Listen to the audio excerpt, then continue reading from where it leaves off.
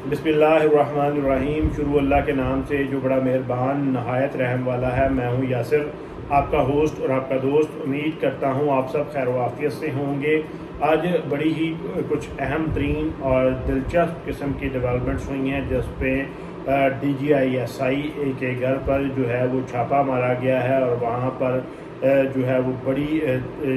एक कसीर रकम मिली है और उसके साथ साथ वहाँ से एक मोबाइल को भी बाकायदा तौर पर जो है वो गायब किया गया है। ये मामला असल में है क्या, और मीडिया पर इसके हवाले से जो खबरें चल रही हैं वो भी आपके साथ शेयर करूँगा। और इसके साथ साथ अब आसिफ जरदारी के हवाले से एक अहम तरीन खबर है। वो खबर ये है कि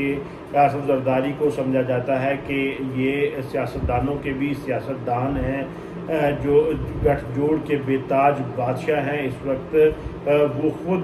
किसी का आसरा ढूंढते हुए जो है वो अब ज़मान पार्क की जो है चौखट है वहाँ पर आ पहुँचे हैं, और वहाँ पर जो है वो एक रहम की और अपनी सपोर्ट की जो है वो दरख्वास्त करते हुए, भीख मांगते हुए वहाँ तक पहुँच चुके हैं। और इसके साथ साथ इमरान खान के हवाले से भी जो है वो परवेज़ खटक साहब के हवाले से जो है वो भी खबर है कि इस वक्त वो जो है किस पार्टी को ज्वाइन करने जा रहे हैं।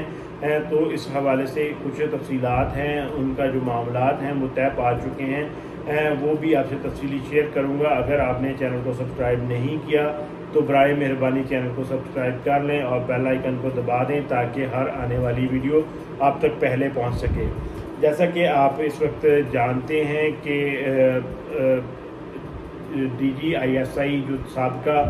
DGISI थे, कोर कमांडर बहावलपुर थे, जनरल फैज़ हमीद साहब, उनके हवाले से ये खबरें गर्दिश कर रही हैं कि उनके घर पर जो है वो छापा मारा गया है और बहुत बड़ी रकम जो है वो मिली है, और साथ साथ एक मोबाइल भी रिकवर किया गया है। लेकिन ये इस खबर में कोई सदाकत नहीं है। ये मामला जो है वो जो है जनरल फैज़ हमीद के साथ डायरेक्टली जुड़ा हुआ तो है, लेकिन ये जो छापे का मामला है ये जनरल फैज़ हमीद के घर पर नहीं हुआ। ये जो मामला है ये बेसिकली एक चोरी का मामला है, जो उनके जो भाई हैं नजम हमीद साहब, उनके हवाले से, जो पेशे से एक पटवारी हैं, उनके घर पर जो है एक चोरी का मामला हुआ है। ये मामला भी जो है वो अप्रैल और मई के दरमियान हुआ है, और ये लेकिन अब एक्सपोज किया जा रहा है इस मामले को। इसमें बाकायदा तौर पर जो उनके भाई हैं नजम हमीद साहब, उनके घर पर जो चोरी का मामला आया उसमें 1,07,00,000 रुपए का जो है वो मुकदमा दर्ज करवाया गया है, और ये मुकदमा घर में तमाम तर लोगों से जो डिस्कशन के बाद दर्ज करवाया गया है। और इस मुकदमे में 2 लोगों को नामजद किया गया है जो उनके अपने ज़ाती मुलाजमीन हैं, और इसके साथ साथ इस मुकदमे में एक iPhone 13 जो है वो भी चोरी हुआ है, उसको भी जो है वो इसमें लॉस में डाला गया है। लेकिन इसमें ये बात अहम है कि एक पटवारी होने के नाते उनके पास इस कदर वसाइल जो है वो कहाँ से आए कि एक पटवारी के घर में करोड़ रुपए से ज़ायद रकम जो है वो कैश की सूरत में मौजूद हो, और इसके साथ साथ उनके पास इतने कम वसाइल के बावजूद भी जो है वो ब्रांडेड फ़ोन्स हों। ये बात एक सवालिया निशान है। इससे पहले भी FIA जो है वो एंटी करप्शन के सिलसिले में उनके जो है वो पीछे थी, और अब ये मामला जो है वो मज़ीद एंटी करप्शन के केसेस को जो है हवा देगा। लेकिन अब देखना ये होगा कि क्या वो मुलजमान पकड़े जाते हैं, या ये जो मामला पेश आया है ये किसी जो है इस वक्त इमरान खान साहब के ख़िलाफ़ जो क्रैकडाउन है, फैज़ हमीद के ख़िलाफ़ जो तफ्तीश चल रही है उसी की कोई कड़ी है, या फिर ये वाकई ही एक चोरी का मामला है, या फिर ये चीज़ें खुद से गायब करवाई गई हैं ताकि इसको पब्लिक किया जाए और जो फ़ोन है उसमें कोई हसास किस्म का जो डाटा है वो अगर मौजूद हो तो वो उसको हासिल किया जा सके। इस पर अभी तहकीकात होना बाकी हैं और कबल वक़्त इस मामले में जो है कोई पेशगोई करना वो दुरुस्त नहीं होगा। इसके साथ साथ जो इस वक्त परवेज़ खटक साहब का मामला है, परवेज़ खटक साहब जो है वो अब नई पार्टी में जाना चाह रहे हैं। वो अब इस रुसवाई के बाद अपनी जगह ढूंढ रहे हैं। पहले तो उन्होंने जो है वो बाकायदा तौर पर एक नई पार्टी लॉन्च करने का कहा, लेकिन इस वक्त जो है कोई भी उनके साथ नामवर कदावर शख्सियत नहीं आई, जिसके बाद उनका जो प्लान था नई पार्टी का वो भी मिलिया मेट हो गया। उसके बाद उन्होंने अब कोशिशें करना शुरू कर दी हैं कि किसी पार्टी में भी जो है उनको जगह मिल जाए। पहले उनके बारे में ये राय कायम की जाती थी कि वो इस्तेहकाम पाकिस्तान पार्टी को ज्वाइन करेंगे, लेकिन अब इस खबर की जो है वो बाकायदा तौर पर तरदीद हो चुकी है और बड़े ही हैरान कुन और दिलचस्प किस्म के उनके बारे में जो है वो खबर आई है कि उन्होंने जब शोकाज नोटिस जो है पाकिस्तान तहरीक इंसाफ की तरफ से उनको जारी किया गया था, उन्होंने जवाब ना देने का फ़ैसला किया। तो अब उस वक्त उन्होंने मुस्लिम लीग नून से रब्ते किए और मुस्लिम लीग नून ज्वाइन करने की दरख्वास्त की, जिस पर पाकिस्तान मुस्लिम लीग नून के जो आला ओहदेदारान हैं, सीनियर लोग हैं, उन्होंने इस चीज़ की शदीद मज़म्मत की और इस चीज़ को अपोज़ किया और जो है परवेज़ खटक साहब को पाकिस्तान मुस्लिम लीग नून में शामिल नहीं होने दिया। उसके बाद अब जो है आखिरकार परवेज़ खटक साहब को भी कोई कंधा या कोई सहारा चाहिए था। अब जो हैरान कुन तौर पर उनके जो राबते हैं वो मौलाना फजलुर रहमान के साथ हैं और इस वक्त वो JUIF को ज्वाइन करने का जो है वो प्लान बनाए हुए हैं। इस बात पर जो है मौलाना फजलुर रहमान के साथ उनके जो मामलात हैं वो 80 से 90% तक तय पा चुके हैं। बस ये कह लें कि ये मामला इस कदर हद तक जो है वो तय पा चुका है कि इसमें सिर्फ और सिर्फ जो है वो ऐलान करना बाकी है। और ये बड़ी ही एक दिलचस्प और हैरान कुन बात थी कि एक शख्स जो है वो कहाँ से उड़ा और कहाँ पर जाकर वो बैठना, किस शाख पर जो है वो बैठना चाह रहा है। वो इनका जो है हिसाब वो बिल्कुल माइग्रेटरी बर्ड्स की तरह का ही है, जो पाकिस्तान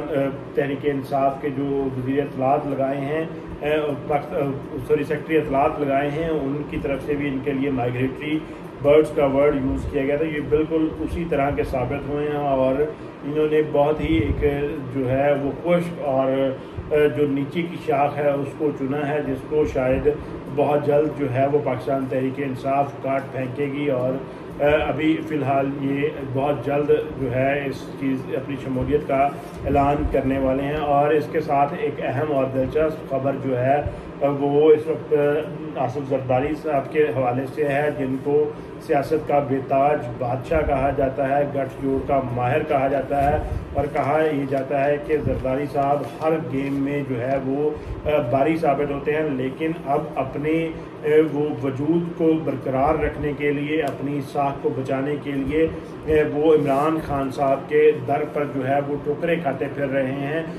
क्योंकि मुस्लिम लीग नून ने बाकायदा तौर पर जो है उनके साथ हाथ कर दिया है और इसमें उनको जो है वो शिकस्त का सामना होता हुआ नज़र आ रहा है, जिसकी वजह से वो अब पाकिस्तान तहरीक इंसाफ के तरले और मिन्नतें करने पर उतर आए हैं। इससे पहले भी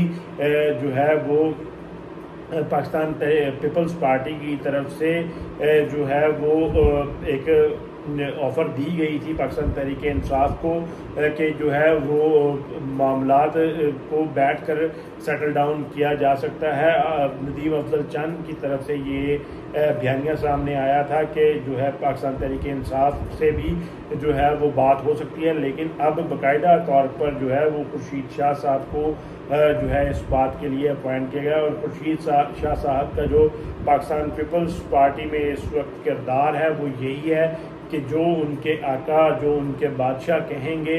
वो सिर्फ उतनी ही और वही बात करते हैं। तो इस वक्त उन्होंने कहा है कि अगर इमरान खान साहब की अकड़ ख़त्म हो जाए तो हम उसको हुकूमत में वापस भी ले आएंगे और उनसे बात भी करेंगे। इस